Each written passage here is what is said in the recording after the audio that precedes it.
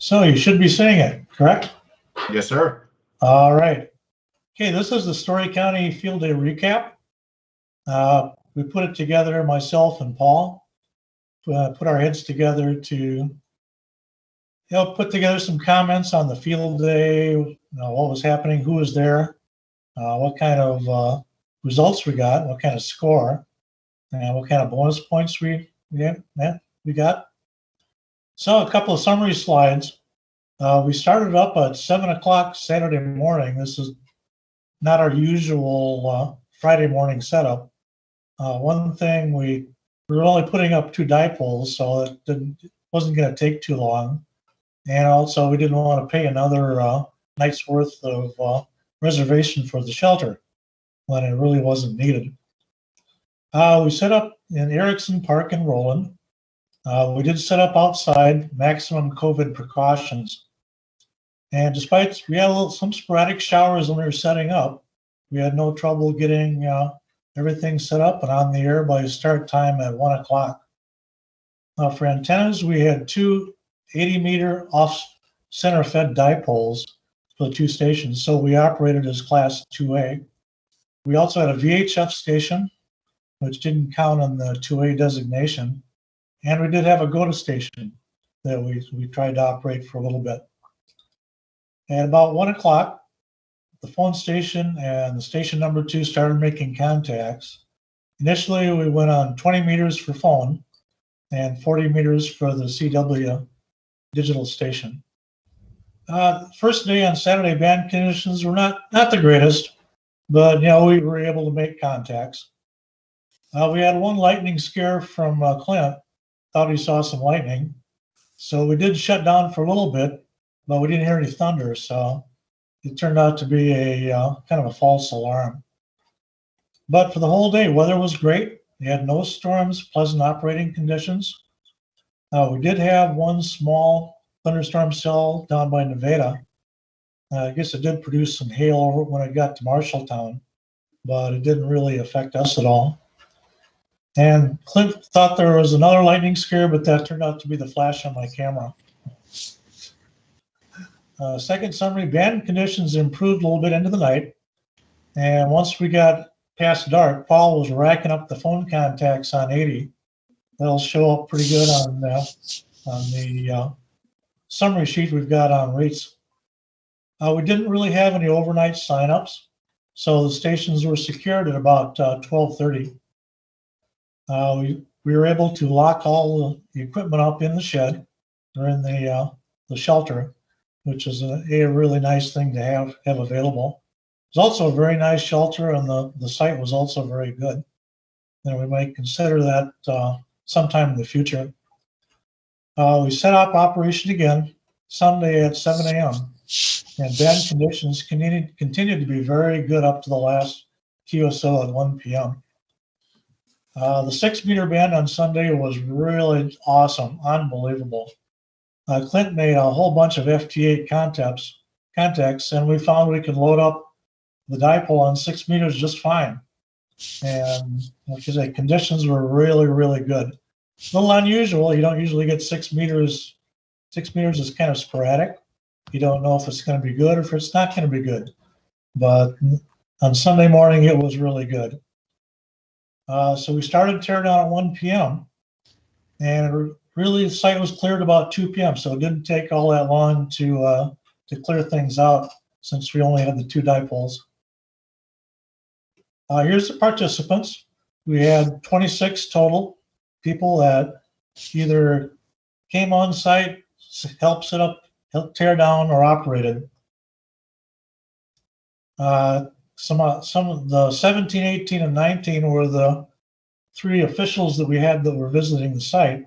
One was our state senator, Herman Krimbach. I had a nice chat with him for probably 30, 40 minutes about different things, amateur radio. We had Melissa Spencer and Keith Morgan, both of Story County Emergency Management, and Jerry Spencer of Story City Police Department stopped by. And these also were into some bonus points that I'll talk about in a little bit. We did have a visitor from Roland, somebody in the community that stopped by and were wondering what these crazy people were doing. We had one guy from Connecticut or from California. That's an interesting story. We registered our field day site on the ARRL field day site locator, and this guy was coming from California, going up to Forest City to have his motorhome worked on. So he was kind of bored, so he visited, he saw our site on the locator and stopped by and visited with us and even made a couple contacts. So that was really cool. We also had a couple of Cub Scouts and their pack leader show up, and I think we got them on GOTA to try and make a couple of contacts and see how it happens. So all in all, I think we had a pretty good turnout. We had a lot of people, and many thanks to all those that participated. Here's a start of actually what we did. This map from the software we used shows you how many sections we worked, and the ones that are in colors are the one we worked. And I believe, and Paul can comment if it's not, the ones in white, like this one here in California, Nevada, and up in Canada, and of course Alaska and Hawaii, the band conditions weren't good enough for them, were the ones that we worked. And we did work Puerto Rico, which is the one down in the far right corner. So we worked a lot of sections. If you look at the summary of how many QSOs we made, what bands they were on, and what modes, see they were split up pretty much between CW, digital, and phone. 80 meters had a lot of work, mostly by Paul. He worked up on 80 meters at night and had a huge number of phone contacts. 40 meters worked for us pretty well. 20 meters, as you'd expect at this part of the sunspot cycle, got most of the contacts. But you can see at 6 meters, we got 39 contacts. It's digital and 13 on phone, which is really good. 15 meters was doing really good on digital, and it would have been a lot better, but we switched over to 6, and glad we did because it was a lot of fun. So we had 102 CW QSOs. That's a big gain from 2019. Obviously, we didn't run last year. 166 digitals, and I don't know if we did much digital in 2019, so it's hard to say if that number represents much. And 548 phone, which is up 200%. So totally 816 QSOs, and 284 in 19 and 675 in 18. So we did pretty good. In terms of who made the contacts, Paul was the big winner here with 316. I came in second place, K0 GR third place, and I'm down the list. So thanks to all those who made contacts. I'm sure you had a lot of fun. I know that we did. The QSO rate kind of is an interesting graph. Kind of lets you see, what's your rate of making QSOs was per hour. And you usually see peaks and dips depending on, when you have to start going CQ, what the band conditions are, and so forth. So if you look at the real peak there, that peak was when we started doing phone QSOs on 80. I also contributed with some CW QSOs on 40. See, we got a huge rate spike. It shows how good the 80 meter band was. And when you see the big drop off, that was when we didn't have operators because we shut down. So it kind of tells you that there was a big spot there that we missed QSOs. Approximately 30% of the time we had available to operate, we didn't. So we kind of lost the QSOs then.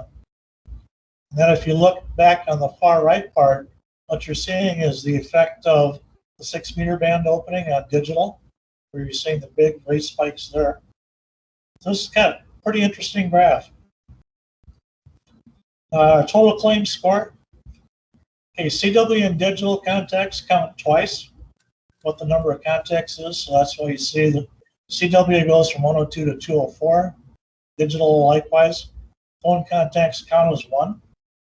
So you sum up the total QSO points, and we operated less than 150 watts, which gives us a power multiplier of 2. getting your total point total for QSOs of 2168. To that, you add your bonus points, and I'll talk about those just a little bit. And that's where you get your total claim score of 3318.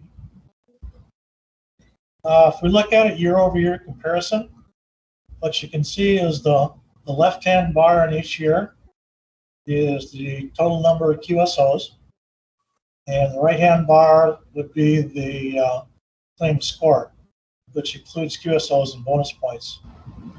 So you can see over the years it changes, goes up and down. One thing to note is that CW QSOs count twice phone. So depending on the mix of CW and QSO, you can have a much higher score if you have a higher QSO rate on CW. But it's kind of interesting that, you know, we're up there pretty much where the others, where we were before. And if our rate had been about the same, if we had operated all 24 hours, we would have been up around 1100 QSOs. So that puts us, you know, right up there where we would have been some of our higher ones. Bonus points, what we got, we copied the W1AW Field Day Bulletin. We were able to do that on Friday, so I did that. Emergency power, 100%. We were on a generator the entire time. Get 100 points for that. Social media promotion, I posted our Field Day site on the ARRL Field Day Facebook page. We definitely operated from a public location, another 100 points. We always have a public information table with handouts. Clint always has that available. Solar powered contacts. We had a full solar power for the CW digital station.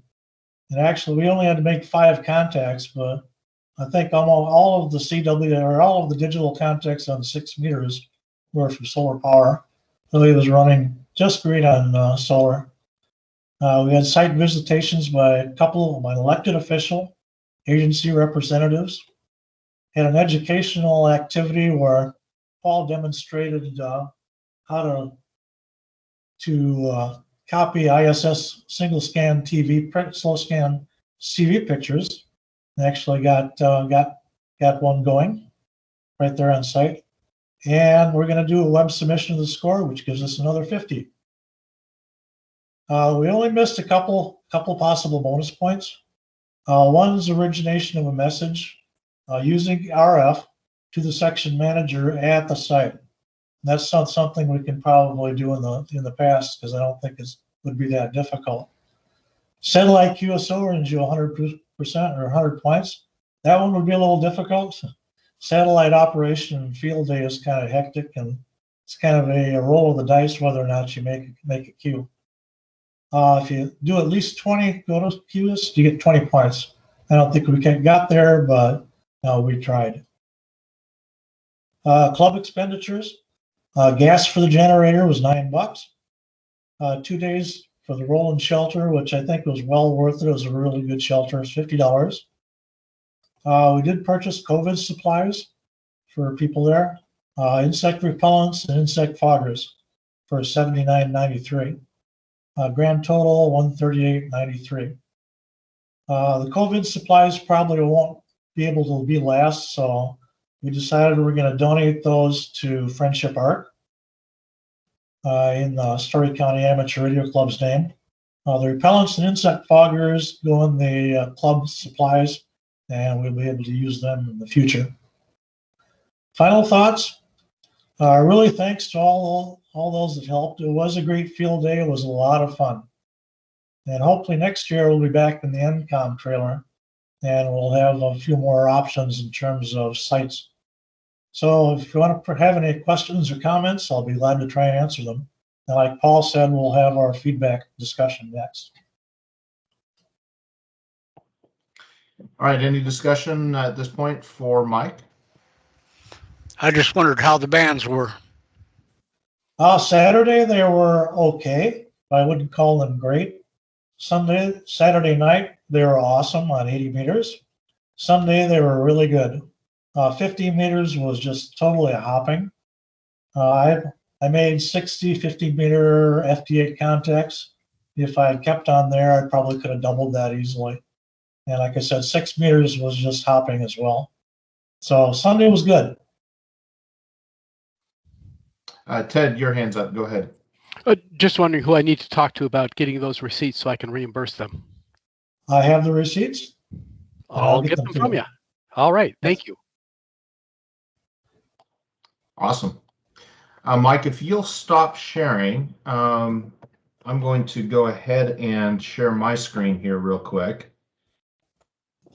And I'll lead our plus minus delta discussion here that we've done before, if I can get to the right slide. Oops, too fast. There we go. All right. Minimize this one moment here. All right. What I'm going to try to do here is, if I can remember how to do it, I will actually share a whiteboard here. There we go.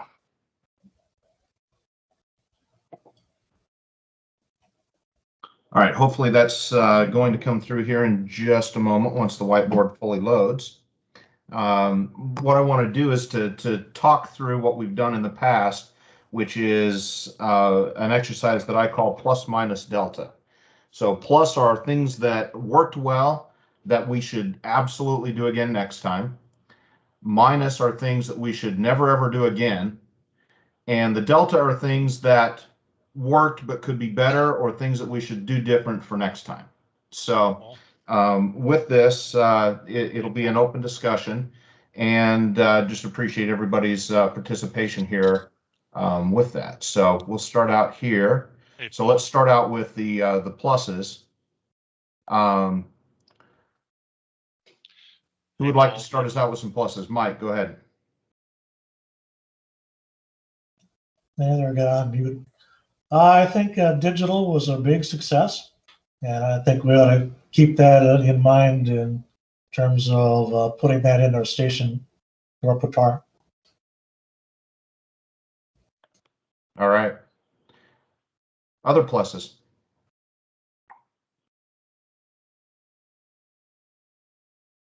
Jason. Hey, can you hear me okay? You're really faint. How about now? Still pretty faint, but a little bit better. The whiteboard, it says only members of this organization can participate, so I don't know if everybody's seeing it or not. Well, that's awesome. That's a great... Unless you're wearing a little blue bird costume, we don't see anything. Nothing here either. All right. Well, then that's a fail, isn't it? So, interesting. I had it set so other participants can exit, but I'm not sure why that's not able to be shared there. So, I apologize. I will take the notes here. We'll just continue doing that at this point. All that they would be is blank slides, and actually, let's do it this way. Let me try this. This might work for us. Let's do this. I'm going to show my other screen here, and we will just. Yeah, you can edit the slides and the PowerPoint. We'll just edit it as we go. That's what I'll do here. So.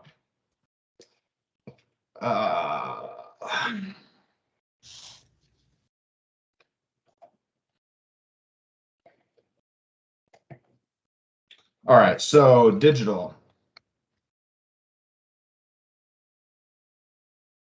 What other pluses did we have? Skip. Yeah, Paul, I was going to say, I think it treats us all as guests on signing in tonight. And if we're considered a guest, then the software doesn't think we are members of the organization. Right. So I think it's the sign-in technique.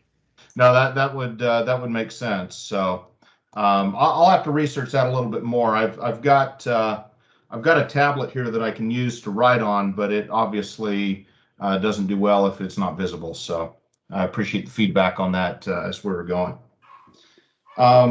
I'll toss out a plus here since I'm talking real quick. Oh, now two have got their hands up. I'll toss out my plus and then we can talk through. I thought the roll-in facilities were a positive for us, both in the facility itself. I can type here, and the cost. I honestly, it's shocking to me that that we could spend 2 full days at that location for just $50 and have full access to the inside and outside of the facility and full use of the park. So I thought that the rolling facilities were a positive there. I've got Cynthia first, and then we'll go over to Ted. Okay, a plus, I would say Roland was good. And also the Field Day Academy was very helpful to prepare for this. Just to have that familiarity. And also, I think if people bring food like a bucket of bananas, they should remember to take it home. I think I forgot. Next time, maybe banana bread would be a better idea. That's what sorry about that. Oh, no worries. We ate plenty, so. Oh, good. Yeah, they're working fine for my smoothies. Oh, awesome. Okay, that's good to hear. Ted, over to you. Plus would be the bonus points. I think we achieved a fair amount of them, but it gives us some ability to expand on that upcoming years with the go to QSOs and so forth. I would agree there. I would agree. Any other pluses before we move on to Cynthia? Go ahead.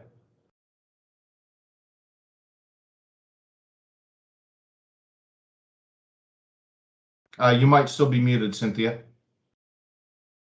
Sorry about that. No worries. He mentioned bonus points. Weren't we running off the kite that Chris brought on 20 meters for a while? We tried to load it, but it's my understanding that we weren't able to tune it with the radio that we had. So we didn't have an external tuner. So we're limited to basically a 3-to-1 SWR, and it doesn't sound like it was cut for any sort of resonance. So that's a great conversation there. So well, then I was mistaken. I was had this fantasy that we were running off the kite. Oh well, next time. Thank you. Yeah, next time, indeed. I've actually got that as a comment under the Delta, so we'll circle back to that one. Clint, you're up. I did try to use the kite. It would tune once they figured out some sort of issue. I don't remember what exactly they wiggled or whatever.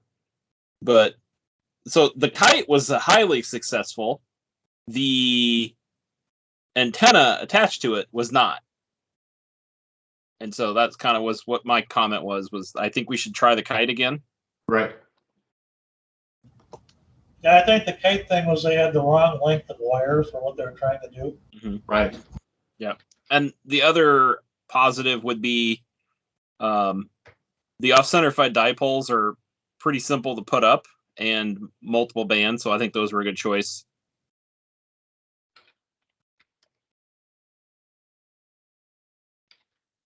All right. Mike. I just agreed with Clint. The off-center fed dipoles are awesome antennas. They should definitely be probably our first choice. Yeah, I think for a multi-band wire antenna, they're probably our best option. So, anything else for a plus before we jump to minuses?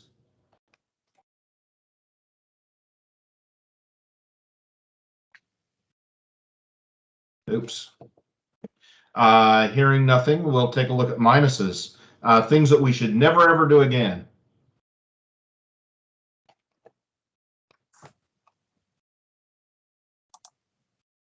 Skip.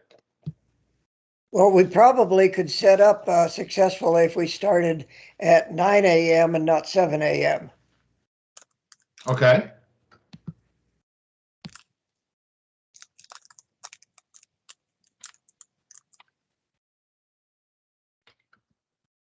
Clint. I thought FT8 was boring, but we're not going to get everybody else to stop using it. It was a snoozer. I wasn't impressed. I'd rather go back to PSK. I'll just say Well, FT star. How about that? So maybe you'd rather do CW.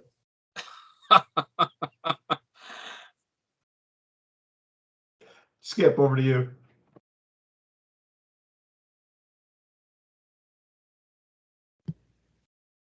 You're currently muted, Skip. Yeah, I didn't have my hand up. Oh, it was up. I just lowered it again. So perhaps I'd missed you from earlier. I apologize.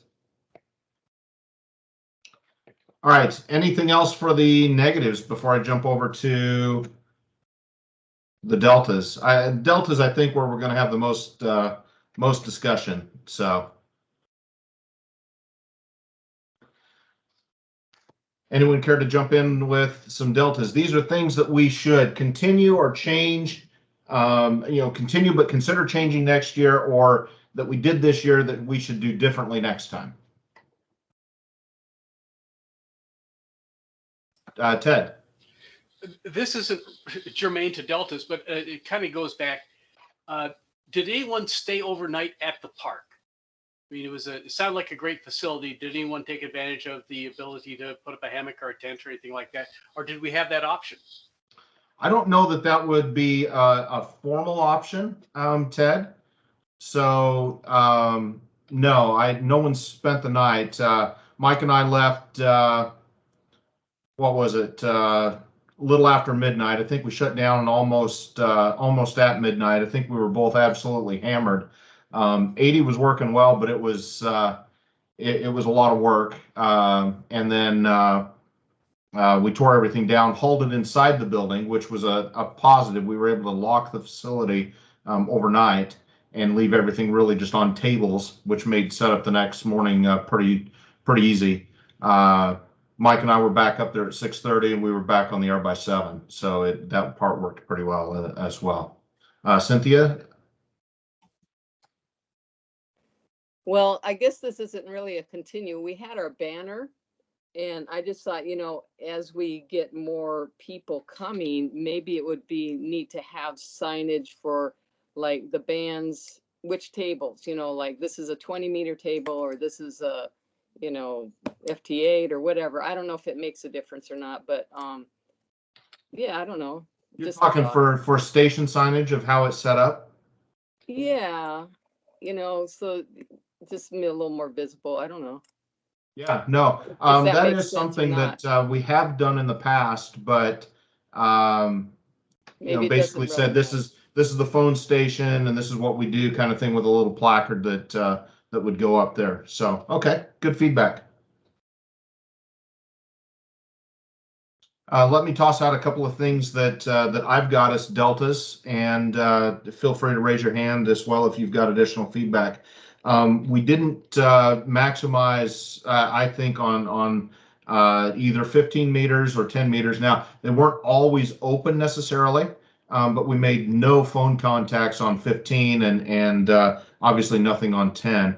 Some of that's because I think, my opinion, we didn't have our tri-bander that we've used in some years, but also we really didn't migrate up there. So I'll say higher bands not fully utilized. The other one, and while it was a snoozer, it did make some good contacts for us. We may want to consider, in my opinion, what it would take to set up for digital on the VHF station, because the contacts that we did make on 6, while they were rocking, they were at the expense of 15, for instance. We could have been running there.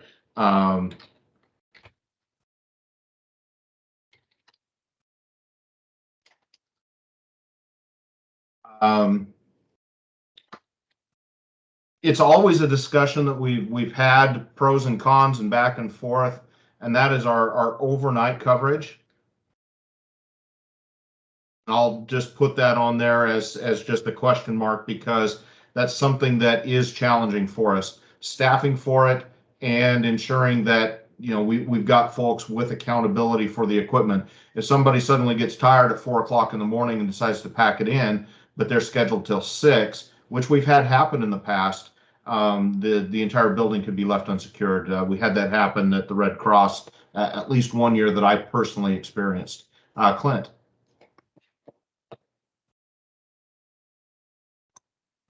You're muted, Clint. Yeah, it took me a while to get the button clicked. I don't know if this was a problem, but I had the thought at one point, are we missing contacts on digital and phone by not switching which antenna went to which station? Because one was oriented north-south, the other one was east-west. Right. So I don't know if that would have made a difference, but it was something that had crossed my mind. And we probably need to spend $10 and get some headphone adapters to go with the club headphones. And maybe we want to look in a little deeper at some splitters, or a little monitor speaker, so if somebody wants to walk up and turn on the knob and you can hear what the station's doing without bothering the operator. We've talked through some of that, so just think through some of those audio things. Right. Yeah, as we well know, field day can be a very noisy environment, just from visitors and discussing what's going on, and the fact that honestly a big part of field day is the camaraderie as well, and being able to don some headphones and yet still be able to share that with either a logger or with the visitor, I think has some benefits. So I did donate the headphones that the club has here a couple of years ago. I don't know how much we'd need to spend for adapters or splitters or monitor speakers, but if someone has either excess or is willing to donate those, I'd certainly entertain that as well. So right now, I will say that our club dues, by the time we tally our expenditures for the year, barely cover what we're expending at present. So that is something for us to consider. So, Skip. Okay, this time I have my hand raised. All right. And I have some extra speakers around that could be put in for the good of the cause. But I noticed there were some people, members of the club, that were there early when we were setting up, and I talked to them, and they had not had too much experience working HF. And the way that we sign up for operating times kind of precluded them from operating unless they plan in advance. And I wondered if in the busy times on Saturday afternoon, maybe we want more open time. And it's not like a go-to station. It should be on the real station. And some of us who have made a bunch of contacts before, maybe our time should be spent in monitoring or Elmering some of these new guys. Say, okay, come on over here and let me work with you, and let's make 3 or 4 contacts. And then later on, especially for the evening and late night hours, then we can sign up. And that also means that we're going to be there and keep the stations on the air. And it's kind of a recruiting or publicity among people who are already hams. Sure. Get them on HF. And I thought maybe we could improve on that. Yeah. So was I guess a couple things there is, was there a concern with respect to that individual not being able to sign up or not being willing to sign up for an open slot? Because the invitation did go out to all of our club members. It was also posted on social media, and it was posted on the club website to give an opportunity for anyone that was interested to go ahead and sign up for an open spot. Okay, now that's a good point. They learned about field day from somewhere, and probably it was from those emails, which did get the word out very well. I think they were there out of curiosity and to observe. And my idea is to kind of recruit them into becoming HF operators.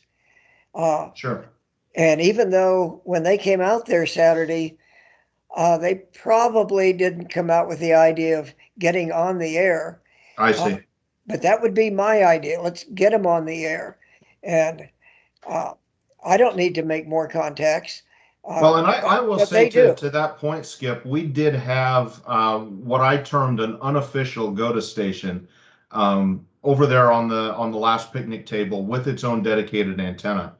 And I was able to use that with the scouts that visited, and it was certainly available for anyone else who may have been willing to jump on the air. We ran it under my call sign, so it was a station that we did not count points for, but we did log so that I could submit those to Logbook of the World, let the other station get credit for making the contact. But really the focus was on just having an additional radio to make ad hoc contacts for visitors and or folks that were inexperienced. So maybe it's a matter of ensuring that everyone's aware of that resource as well. Okay. And that's a good point. I'm just trying to kind of twist the arms of some of the guys. Some of the guys are a little shy with microphone.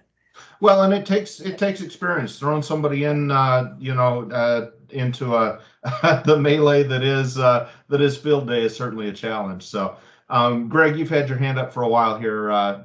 What's your comments? Yeah, thanks for letting me butt in. Just an idea, something that I'm going to be incorporating with the group I do Jamboree on the Air later this year, and that's adding a visual part to the radio. So all the radios have a spectrum display, and there's pretty much a way for all these radios to hook up a projector to them. So we're going to be hooking up a projector to a radio so we can display the waterfall on a sheet or something that we're going to hang from the wall or something. And it's just an interesting idea. It might help new people understand more. If you have somebody who doesn't know anything about radio, it's kind of an easier way to get more information to their brain faster. Sure.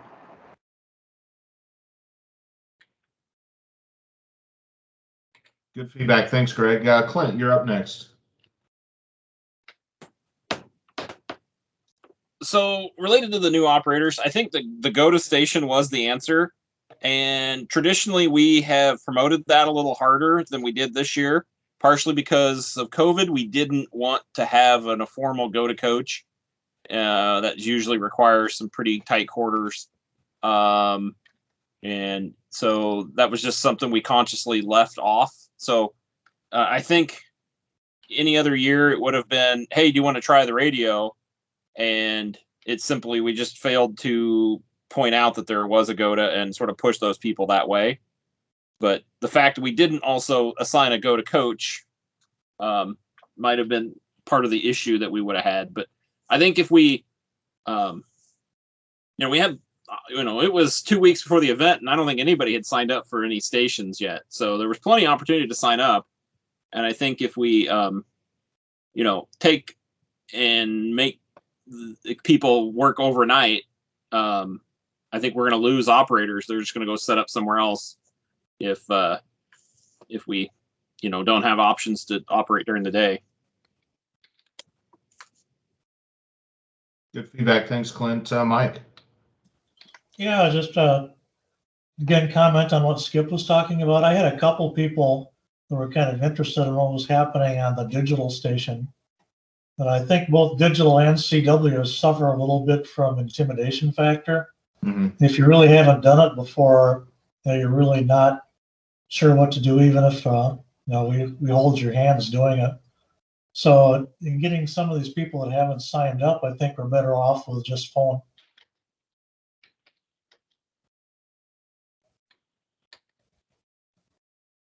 No, good feedback, Mike. Cynthia? Okay, a couple of things to continue. The reminders before and during, I think the email reminders, that was good. And also, I think we should continue our sanitizer protocol between operators. Right. Were there any reminders, Cynthia, that were particularly helpful? Well, just seeing field day now happening, it was just kind of, and like, it's coming up day after tomorrow, whatever. Just kind of builds a little bit more excitement, and I think for people who have a lot going, that it's just kind of like, yes, it's getting close, and we're still here. Come on out. No, and the reason I'm asking just a few more probing questions there is I set those up and I have a lot of flexibility in what I do and don't. I'm always hesitant to put too many reminders because I can really add as many reminders or as few as I want. And I want to make sure that the high value ones are the ones that I target for future. So that's good feedback. Thank you.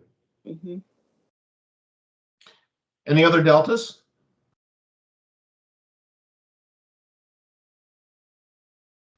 Ted. Just to think about expanding our coverage particularly for GOTA participants, do we want to try to hit scout groups in the future? We don't target any particular groups. We send out stuff on social media. We send out stuff to the newspaper and the local radio stations, stuff like that. But we don't target particular groups. Is that something we want to consider in the future? That's a great question. I know that in the past we had some help from Klaus and Melissa with regard to recruiting at least some Girl Scouts, and I think there were some Boy Scout troops as well. That was when Clint was in charge out at Snow Bunting Lodge at Hickory Grove Lake out there. Right. We had some great participation at that point on the GOTA station. My only concern, and I'll toss it up here because I want to capture everything. I'm not filtering anything here that's stated. Is my concern is making certain that we have dedicated, committed, signed up GOTA coaches for the time period that we're then inviting those individuals to come out. So as Clint notes, it was 2 weeks out and we still didn't have any signups. In fact, I think it was almost 10 days before anyone had signed up. I waited until I think I was 5 days out for my first sign up. And then I signed up, I think, a day before for a couple of additional slots because, there were some gaps and I went ahead and signed up for and filled those. But just given the lack of signups, and past history with regard to dedicated GOTA coaches, we can't just have someone, at least this is my opinion, I'm really speaking to Greg's experience with JOTA, you have to have someone that's dedicated, that's there, that's ready to coach and able to coach the individual rather than just it be an ad hoc, well, if you show up, we'll find somebody that'll help you get on the air. Someone needs to be dedicated and likely we need to have some training or discussion there. So I think there's relevant discussion there, Ted, for future if we want to do that and what would be needed to make that successful. Okay.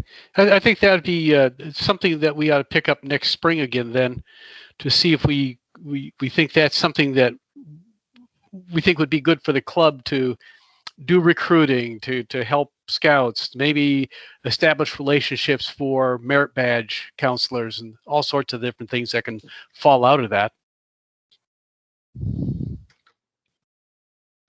Awesome. Anything else? Clint? I think we consciously decided not to do a lot of outreach this year because of COVID. We were trying to limit, that we didn't have hordes of people and so we didn't do a lot of the recruiting we normally would have, but that was a choice we made. So we're seeing the impact of that this year with not having a ton of visitors. And, we didn't put out tons of signs along the road or anything to try to draw people in like we'd done in the past. Right.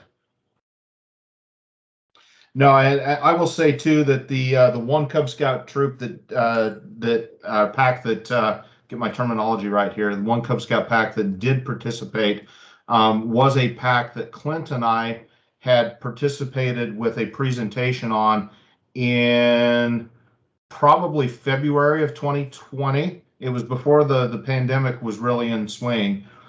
They had invited us out to their PAC meeting to give a presentation on amateur radio, which we did.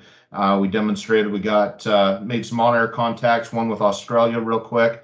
That was kind of fun, I think. And the gentleman that was in charge there, their Cub Master, had reached out and asked if it would be appropriate to bring some. And I said, if we've got a small group, limited amount, let's talk ahead of time. And it came up to a week or two before, and it looked like it was going to work for us. And so I gave the green light to that myself. But yeah, good point, Clint. We really did not reach out as much as we have in the past due to concerns about mitigating the exposures there. So. All right, last call for anything. What I'll do is I'll save this presentation off. We'll post it out on the club's website. We'll get it up there shortly. And this is really, these last 3 slides are really for us to, while it's fresh in our mind, recap and jot some notes so that we can review these for next year as we get ready for Field Day. I do want to thank Mike. Yeah, go ahead, Clint. Well, I don't know if we captured the point of having any kind of way to easily lock everything up worked really well. I know we talked about the facility, but I don't know if we wrote down that any facility and, trailer or whatever it was, just being able to lock it up easily at night was a huge asset. In years past, we struggled with that we're, in an open air shelter and there's nothing around to lock. Awesome. I've got that on the list now. And I do agree. I mean, I recall a time that we had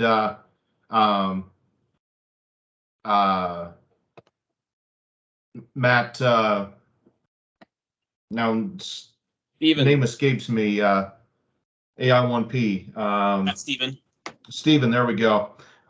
We had his van that we locked up overnight and stuffed everything in at Ada Hayden, and the challenges that came with that, and very much a positive there. So, all right, we'll go ahead and get this saved off. Like I say, I'll get that out on the club's website, and it'll be there for us to review as we get ready. I did want to again publicly thank Mike for chairing Field Day this year.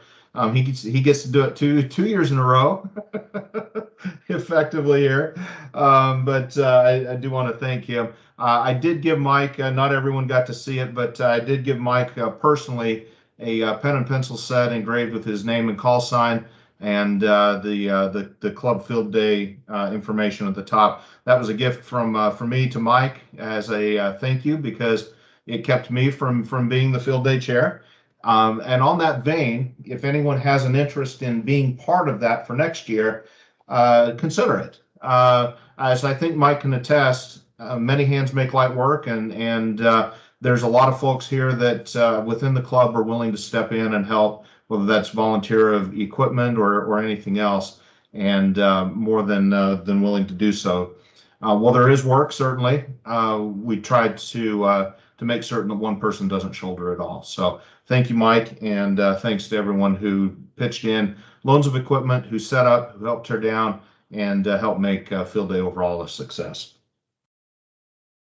With that, we'll transition into the business portion of the meeting here. We'll start out, Ted, with Secretary minutes. I sent out the minutes and the treasurer's report. In the minutes, any corrections or amplifications that need to be made? I'm not aware of any. The one thing I'd ask, Paul, because there's normally a 90-day limit that you keep the previous meeting recordings up. Do we want to hold on just a little bit longer, because we have that month coming up where there's no meeting? So if we could hold on to that maybe a little longer than usual. I think that'd be helpful for people who want to catch up with what we've been doing in the last couple of months as we get back into the swing of things in September. So with that, I would submit those minutes for approval. Awesome, and I declare those approved. Thanks, Ted. And with the treasurer's report that was also sent out at the same time, we have $698.54 in the repeater fund. General fund has $1,393.43, and the McCall Memorial Fund has $1,175, giving us a total of $3,266.97. And of course, we'll have those field day expenses, and I hope to have that check out on Sunday. So that'll be taken care of relatively quickly. Awesome. Thank you, Ted. I have no corrections there, so I'll declare those approved. All righty. And thanks for your help with that. Clint, over to you, Communication Chair. We are going to have a small booth at the Roland Sesquicentennial coming up on Saturday. And so that'll be kind of an Aries activity to help out with their the Story County EMA is going to have their trailer out, and we're going to be up there in case there's questions about the radios. People can come ask us about radio stuff, and we'll probably set up something small to just have on the air and keep us ourselves entertained if anybody comes up. But I don't have high hopes. We'll see. Maybe it'll be a bigger deal than I think. Otherwise, I haven't heard of any actual events that are on the calendar and requesting assistance. Have you, Paul? No, I did talk to Bruce briefly. It sounds like the Des Moines Marathon and the Des Moines Regatta are both currently tentatively planning on holding their events this year. So I would expect that there would be some need for communication staffing for both of those major events that Aries has typically helped with. I'm not aware of others, but Bruce did indicate that he's on the planning committees for both of those events, and they have been working that direction. I can tell you that I saw on the Great Ames Adventure Race website, that they have a date picked in September, but I haven't reached out to us yet for assistance. And we did get a request to help out with the Ames Triathlon again, and their event was running Sunday during field day, and so we had declined to assist because of that conflict. Yeah, the challenge with that one is being on field day makes staffing extremely difficult. So yeah, so we stepped out of that one way early. Yeah. The Great Ames Adventure Race is set right now at September 12th. So we'll see if they're going forward with their event. They're probably going to reach out to us here in the next month, I would assume. Or maybe I check my email. Maybe they have reached out to me and I just don't remember it. So yeah, I'll check into that. But anyway, that's probably going to happen. We'll probably help out with it. You'll get more details in an email later. Yeah, I don't know. No, that's about it. Awesome. Thanks, Clint.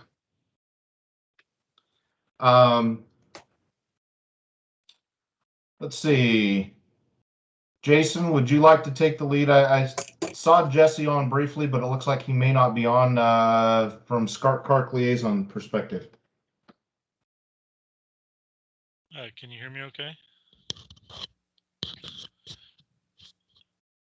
Can you hear me all right? You're exceptionally quiet. Yeah, I'm seeing Jesse in the list still. If he's there, let's see maybe if he can hear you. Yeah. I'll have him go ahead. Yeah, I'm here. Can you hear me? Oh, there we go. I see you now. For whatever reason, you must have been at the bottom there. So yeah, Jesse, go ahead and take it away.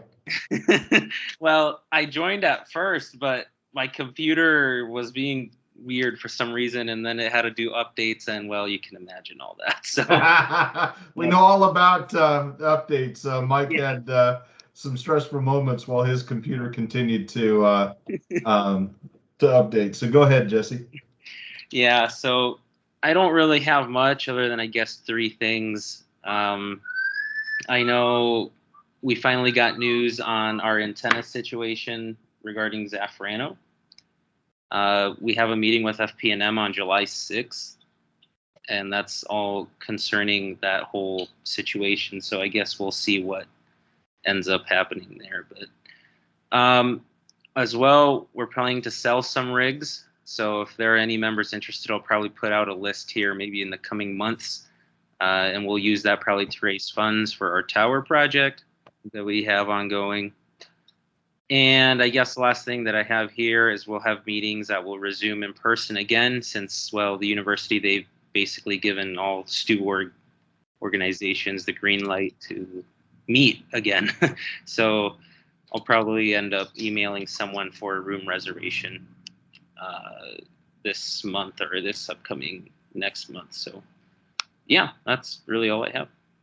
Outstanding. Well, thank you. Certainly feel free, Jesse. Would certainly be appropriate for you to forward a list of equipment for sale to the SCARC Groups IO list. So when you guys get ready to sell, go ahead and do that. We'd also be willing to post it on the club's website if you'd like a broader reach. Just let us know. All right. Yeah. Thank you. All right. Back to Clint for the Iowa QSO Party Chair report.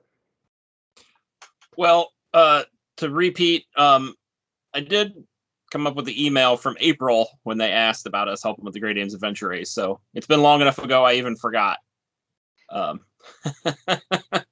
There was some discussion they may they were maybe going to do some different ways of organizing the race, different waves, that sort of thing. So we'll see how that goes. Some changes maybe. The QSO party, it's coming up here in a couple months. So if you need a chance to get out and operate field day style again, this is a great event. The weather's usually wonderful in the end of September. So yeah, made a few changes, try to make participation a little better. Outstanding. Big thing I think I'd emphasize there is as you talk to your friends who are hams in Iowa, mention it, and try to continue to boost word of mouth of participation in it. The weather is usually pretty darn nice. Sometimes it's a little rainy, but the temps are always nice and always a lot of fun. I've had a great time in the past, and I think others have as well, of turning it into a Parks on the Air activation as well. So you can jump on and really drum up some business that way. It's a lot of fun. So thanks, Clint. Dave's not on, I don't believe. I don't have anything to add from a repeater chair standpoint. Club repeater is functioning well, using it on an almost daily basis. So good coverage and still performing as it should be. Old business, let's jump into a couple of items there. I did mention that end of December is Iowa's 175th anniversary, and we talked about potentially doing a special event at a club level. Last commitment, I think, Ted, you were going to try to research after field day, but I know that you've had a lot going on. So not certainly putting you on the spot now, but are we still looking to research that? Yes, actually, I'm hoping to make some calls next week. I think I'll have a break in the action so I can get some background information. Yeah, and I think we were potentially looking at even setting up down somewhere near the State Historical Society or something in coordination with that. So right, very good. Cynthia, I don't know if you're prepared to discuss at all the changes that you're affecting currently with the SCARC net. Can touch on it a little bit. It's kind of slow going. I'm still trying to get my email to work through so that it gets transferred from ARRL to ctsneller@gmail for people who want to sign up. But and then we're going to have a form. I'm still working on the form. It's all a matter of time, folks, but the momentum continues. Believe me, I think it's going to, build up, and I don't know. Any questions? No, I have would just changed the add, name. first of all, I'm excited, Cynthia, that you're in that net manager role. For those that may not have been part of the past discussions, we have officially taken the Aries name off of the net. It was never an Aries net, but it held that name. Aries will have its own separate standalone net that Clint will coordinate. But emphasizing the social nature of it and working to formalize net control coverage so that we're not left in a situation where no one's running the net, but everyone wants to participate and going there. So as you see communications come from Cynthia, please give those your support. She's doing a great job here and certainly feeling her way through the net manager role as we have not really had that position here in the past. So Right. One thing I should say is for anyone who does run the net, the one change that we are trying to make habitual for everybody is to call in a couple minutes ahead to say that they are preparing to open the net. And that way, everyone knows, okay, the person who's assigned is there. And Right. instead of waiting until 7. So that and the name change, certainly a more relaxed social atmosphere. And as time goes on, we'll kind of integrate some fun stuff, hopefully. But, and then eventually, maybe in the fall, put out a survey or something about a time and day change. We'll cross that bridge when we come to it. I just want to make sure that all the logistics are working before we get into something like that. So, yeah, and always open for suggestions and ideas. Feel free. The learning process here. indeed. Thanks, Cynthia.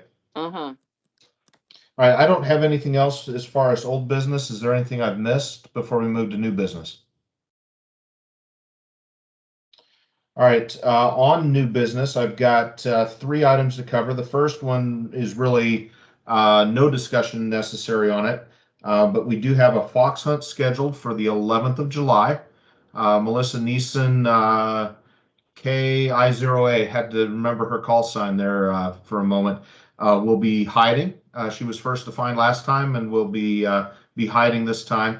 And we'll plan to have an additional fox hunt the day of our club picnic. So we've got at least 2 more here this summer and likely more. We've had a great turnout, and in spite of a challenging hide the last time around, I hope everyone will consider joining there on July 11th on the afternoon at 2 p.m. The next one potentially needs some discussion, but that's with regard to a club picnic. So I did send out a poll request via the Groups IO list, and you should have each received that via your email that's part of that subscription there. If you click through, there's no additional sign up needed or anything else. It's just a click to vote on the poll that is linked there. And all it's doing is gathering your individual information. It stays with the site. It doesn't go anywhere, but allowing you to express an opinion on either Sunday, August 15th from 5 to 8 p.m. or Sunday, August 27th from 5 to 8 p.m. as the date. Right now, it's tied at 4 votes apiece, and just trying to gauge some interest there as we look to hold a club picnic. In the past, we've done it as a potluck event. With some of the concerns around group feeding and related to the pandemic, what we will do is instead of a potluck event, it'll be a bring your own meal event. So we're still there, we're still gathering, but we're not, sharing, utensils and plates and everything else. Bring your own meal, and it'll be in that outdoor setting. And then, like I said, a fox hunt, transmitter hunt leading up to that. Cynthia. Understanding the bring your own meal, will there be a barbecue available? Or I guess most of the parks have a little barbecue. Right? Yeah, so that's a great point. I did want to offer, and there would be communication ahead of time.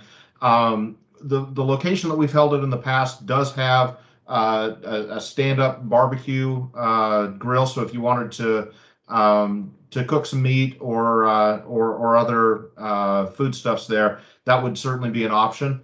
and the club will ensure that we've got some charcoal there. Clint. I was just going to tell Cynthia I'll bring my little water heater if she wants to boil water for a mountain house. Well, do they have hot dogs? Do they have hamburgers? Freeze dried? I don't know if they've got freeze-dried hamburgers, but there's just about everything else. So. Okay, maybe dessert, Clint. Oh, they do have like apple crisp and some other options. Seriously? Oh yes. Yeah. Okay, I better look this up. I by the way, I could probably provide a couple bags of charcoal to donate. Okay. Awesome. We can discuss that as we get close and make sure that we've got that covered. So thanks. Right. Let me know. Absolutely. Paul, I've got the Ames shelter reservation system up. When we start talking dates, I can check availabilities and such. Okay. August 15th and August 22nd are the 2 dates that are currently tied. So the 15th at the Coneflower, where we have done it at Moore Memorial in the past, is available. And right now, Sunday, August 22nd is in the lead 6-4. So. All right, stand by.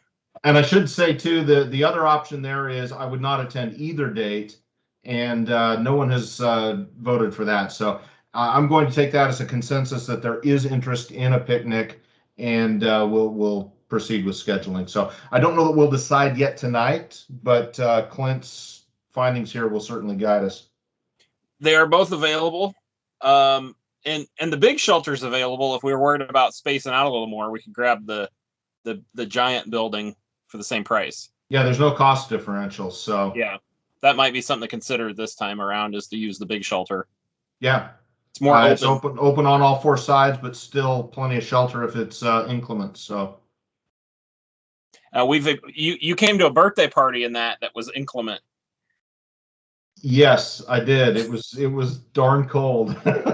And raining and blowing. Yep. If it weren't for tarps and your patio heater, we'd be popsicles by now. So just encourage everybody to take a gander at the poll, express your opinion there, and we'll use that as guidance for the date. Any other discussion or questions on Club Picnic? I think we probably better cut off the thing and get something reserved sooner rather than later, because I think we're going to start losing availability. Oh, agreed. I would expect that within the week that we've got a decision made. So the club board will select a date based upon the feedback of the poll. The last item I've got is one that may also need some discussion here. It was an item that honestly came to me as I looked at what some of the other clubs are doing out there, and that is the opportunity to, depending on, really this hinges upon the desire of our presenter, but to host at least the presentation portion of the club meeting more permanently on a platform such as YouTube that would be available, not just limited to the club, but also to the public. And the reason that came to me is there was a presentation. I was looking for some information on a particular topic, and I found a couple of club presentations that had occurred within the last year, and they were out on YouTube, and I was able to watch those events, and I found it very beneficial. And the thought occurred to me that as a contribution to the greater amateur community, that the information that's presented in our club meetings could be a similar benefit.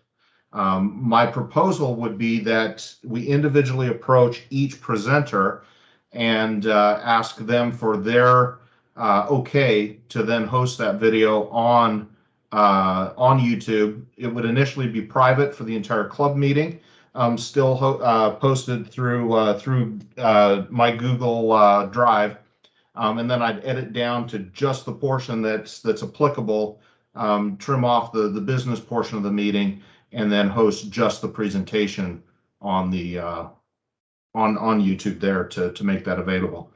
So I'll open it up for discussion and feedback here from the group.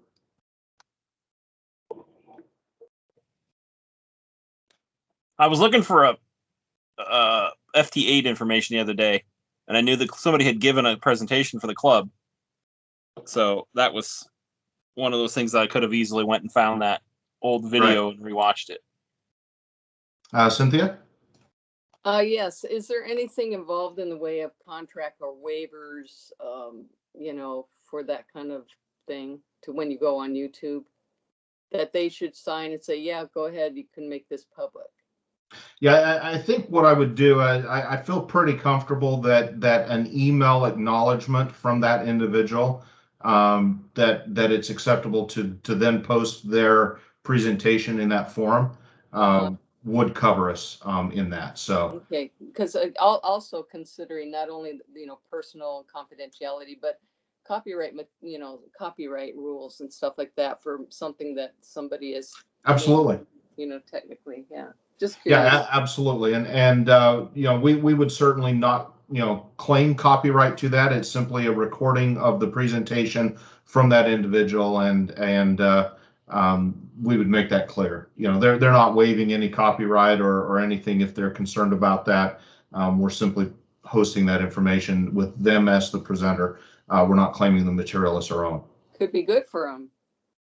Absolutely. If they're a subject matter expert, it's an opportunity to further that in the community. Mike?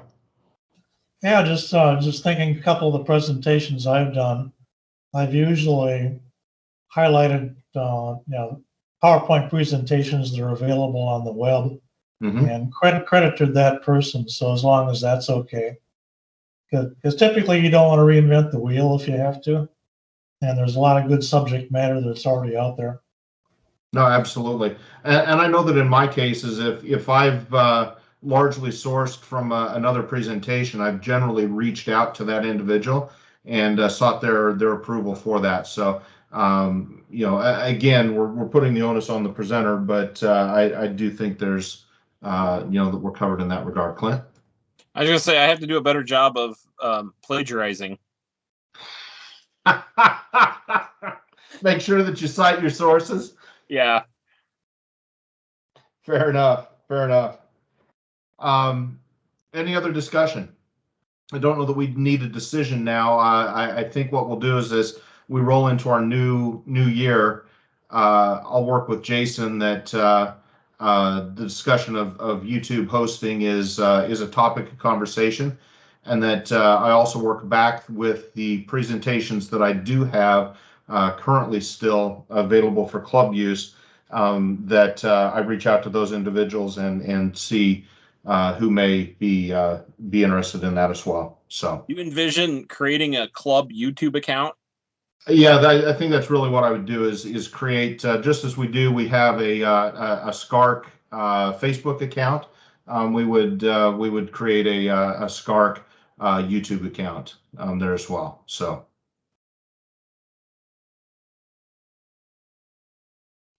All right, any other discussion on that topic? Any other new business? All right, with that, I'm going to go ahead and end the recording, and we'll leave the line open here as we've